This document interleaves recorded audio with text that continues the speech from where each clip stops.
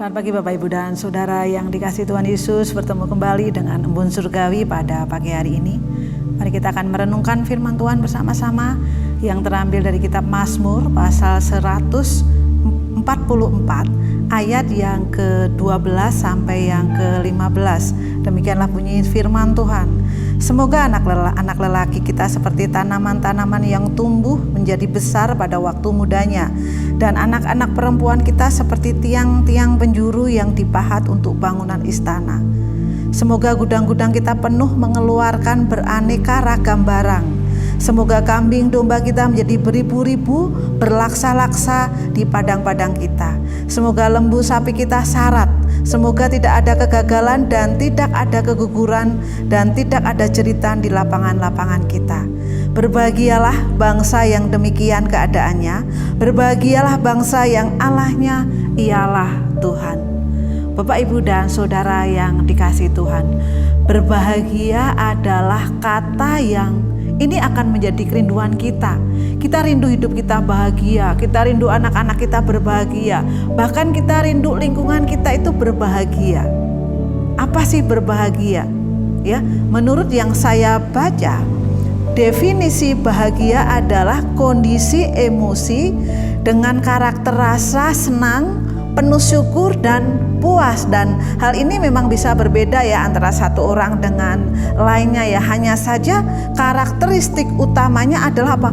Kepuasan terhadap hidup atau momen yang sedang dijalani. Itulah yang namanya bahagia.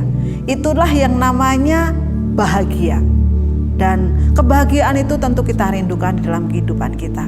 Di dalam nats yang kita baca Mazmur 144 ayat 12 sampai yang ke-15 tadi ya, secara umum ya, standar bahagia menurut Mazmur ini ada 3 faktor. Yang pertama adalah apa? Berkat keluarga. Yang kedua, berkat ekonomi atau berkat kecukupan, bahkan mungkin kelimpahan, itu membuat bahagia. Dan yang ketiga adalah berkat keamanan, berkat pemeliharaan.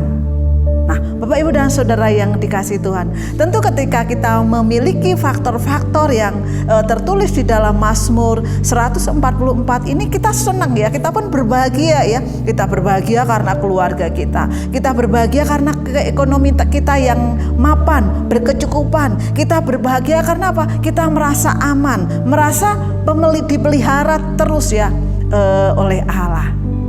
Namun demikian ya, di dalam firman Tuhan dikatakan ya, bahagia itu adalah mengecap kebaikan Allah. Ya, mengecap setiap kebaikan Allah, kebahagiaan dari seseorang yang di dalamnya oleh setiap orang itu pernah mengecap ya. Kalau kita mengecap kebahagiaan Allah atau kita mengecap kebaikan Allah, itu artinya apa? Kita berbahagia. Dan Alkitab juga menulis bahwa Allah kita adalah Allah yang penuh kebahagiaan, Allah yang makarios ya. Berarti apa? Sumber kebahagiaan itu adalah Allah sendiri ya. Karena apa? Allah yang makarios, Allah yang penuh kebahagiaan. Dan tentunya ya, Allah ingin bahwa hamba-hamba Allah, murid-muridnya, jemaat-jemaatnya juga apa? Berbahagia. Makanya di dalam kitab Matius pasal yang ke-5 ayat 3 sampai 11 itu dikatakan ada 9 kebahagiaan. Berbahagialah. Berbahagialah. Berbahagialah. Bapak, Ibu, dan Saudara yang dikasihi Tuhan. Kalau kebahagiaan itu bukan karena keluarga kita, bukan karena ekonomi kita, bukan karena pemeliharaan Allah kita, lalu kebahagiaan itu seperti apa ya? Di dalam kitab Lukas pasal yang ke-11 ayat 28 dikatakan bahwa tetapi ia berkata, yang berbahagia ialah mereka yang mendengarkan firman Allah dan yang memeliharanya. Ya, sekali lagi, berbahagialah ialah mereka yang mendengarkan firman Allah dan yang memeliharanya. Ya, itu artinya bahwa ketika kita memelihara firman Allah, mendengarkan firman Allah, merenungkan firman Allah, itulah kebahagiaan yang tidak bisa hilang.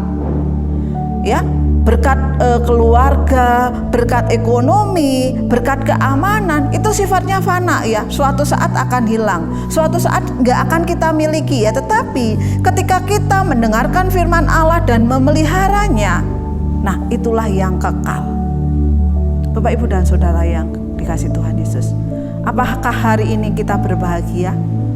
Dan siapa sumber kebahagiaan itu? Apakah harta yang kita miliki, keluarga yang kita miliki, atau hal yang lain yang kita miliki? Pada pagi hari ini kita diingatkan, seharusnya yang membuat kita bahagia adalah ketika kita mendengarkan firman Allah dan memeliharanya, dan itu akan kekal untuk selama-lamanya. Selamat pagi, Tuhan Yesus memberkati.